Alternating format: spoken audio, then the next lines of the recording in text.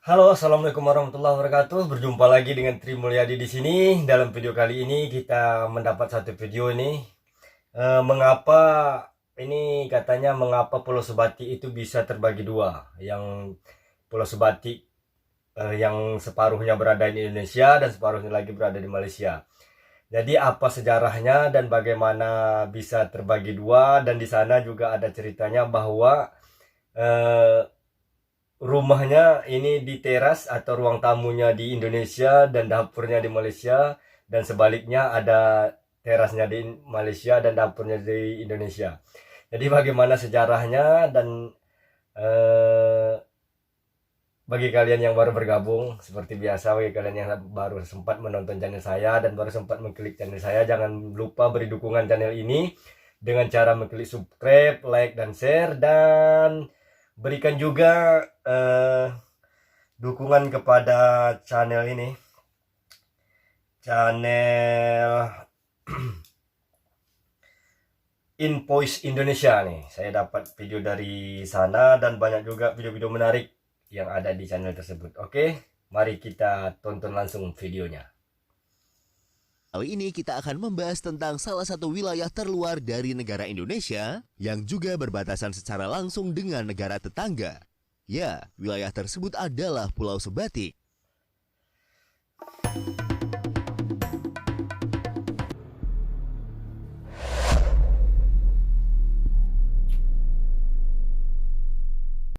Pulau Sebatik. Pulau Sebatik secara resmi terdaftar sebagai salah satu dari 92 pulau terdepan dan juga pulau terluar Indonesia. Pulau ini terletak di sebelah timur Laut Kalimantan. Jarak minimal antara Pulau Sebatik dan daratan Kalimantan adalah sekitar 1 km. Oh, jauh juga Pulau ya. Sebatik memiliki luas wilayah sekitar 452,2 km persegi, di mana wilayahnya ini dibagi menjadi dua bagian. Bagian utara pulau dengan luas 187,23 km persegi merupakan wilayah dari negara bagian Sabah, Malaysia. Dan bagian selatan dengan luas 247,47 km persegi merupakan bagian dari Kabupaten Nunukan, Provinsi Kalimantan Utara, lebih banyak ke Indonesia Sementara daripada ke sisanya Malaysia. sekitar 375,52 hektar merupakan kawasan konservasi yang dipenuhi tanaman bakau. Pulau Sebatik merupakan daerah perbatasan antara Merah putih. Indonesia dan Malaysia. Pulau Sebatik khususnya bagian Indonesia termasuk dalam wilayah administratif Kecamatan Sebatik, yaitu kecamatan paling timur di Kabupaten Nunukan, Provinsi Kalimantan Utara. Sementara Sebatik Malaysia berada dalam wilayah administrasi Tawau.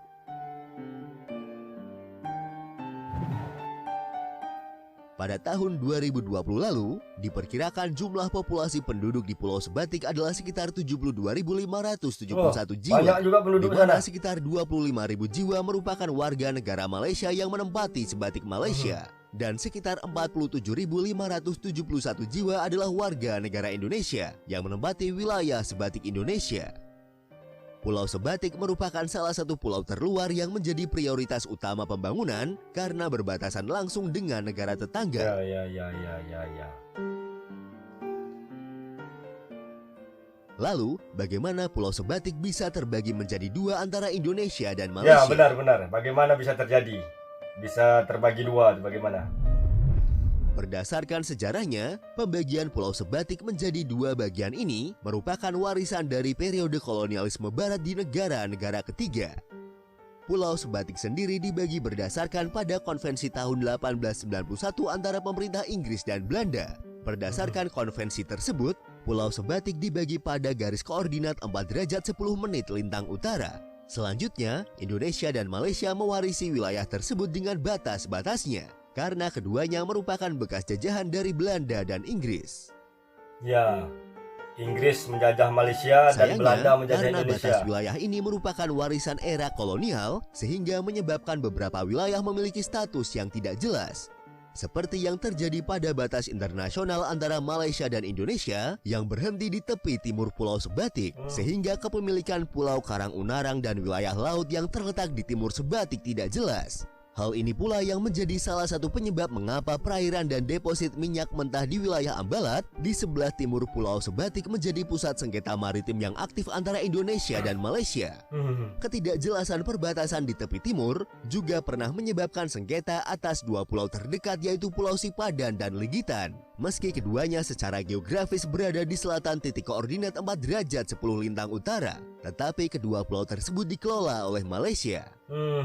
Setelah mengalami perdebatan yang cukup sengit, sengketa teritorial tersebut akhirnya diselesaikan oleh Mahkamah Internasional pada tahun 2002, yang kemudian memutuskan memberikan pulau-pulau itu kepada Malaysia. Oh, dapat ke Malaysia.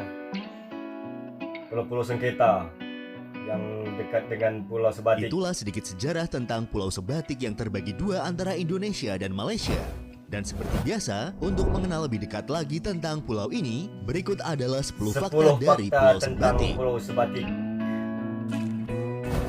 Dalam sejarahnya, Pulau Sebatik merupakan salah satu tempat di mana terjadinya pertempuran sengit antara pasukan Indonesia dan Malaysia selama periode konfrontasi Indonesia-Malaysia 1963. Meskipun ada penjaga perbatasan di Pulau Sebatik, fakta menariknya adalah bahwa tidak ada kantor imigrasi, tidak ada rumah pabean, tidak ada pagar kawat berduri, dan tidak ada tembok yang membatasi perbatasan seperti umumnya wilayah perbatasan dua negara. Sebaliknya, satu-satunya bukti perbatasan di wilayah ini adalah tumpukan beton yang terkubur setiap kilometer dari timur ke barat. Jika kalian berkesempatan datang ke Pulau Sebatik, kalian akan menemui toko-toko yang menjual barang-barang dari Malaysia. Barang-barang dari Malaysia ini semua, dibeli secara langsung dari kota Tawau yang terletak di Malaysia untuk memenuhi kebutuhan masyarakat di Pulau Sebatik. Karena kondisi tersebut, masyarakat Sebatik terbiasa menggunakan dua mata uang yaitu rupiah dan ringgit dalam transaksi jual beli mereka. Pulau Sebatik hanya bisa ditempuh melalui jalur laut karena di sini belum ada penerbangan komersial yang terbang ke Pulau Sebatik. Jika kalian ingin ke Pulau Sebatik, kalian bisa naik speedboat dari kota Tarakan di Kalimantan Utara atau juga bisa dari Kabupaten Nunukan.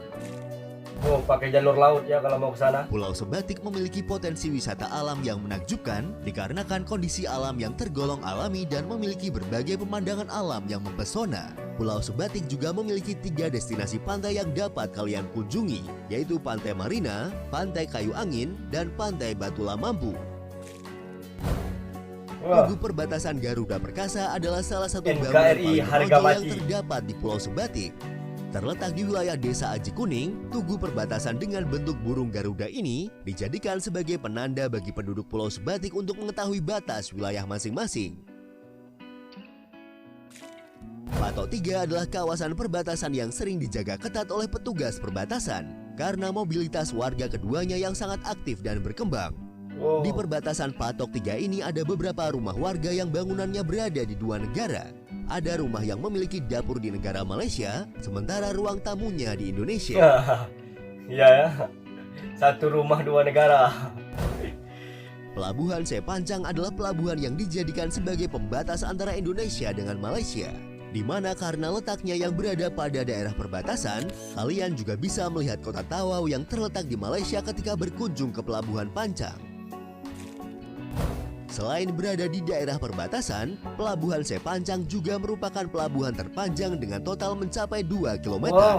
Selain itu, Pelabuhan Pancang juga berdekatan dengan pangkalan TNI Angkatan Laut yang bertujuan untuk menjaga wilayah perbatasan Indonesia dengan Malaysia. 2 km jembatan. Di wilayah perbatasan Sepancang juga terdapat satu-satunya kolam renang umum di dunia yang berada di antara dua negara. Kolam renang umum yang membelah perbatasan internasional ini dikenal dengan nama Kolam Renang Sebatik Utara dan dikelola oleh Malaysia. Kolam renang pun bisa dua negara, satu sebelah negara Malaysia, satu di Indonesia. Mantap, mantap. Itulah sedikit informasi tentang Pulau Sebatik, salah satu pulau terluar Indonesia yang berbatasan langsung dengan negara tetangga.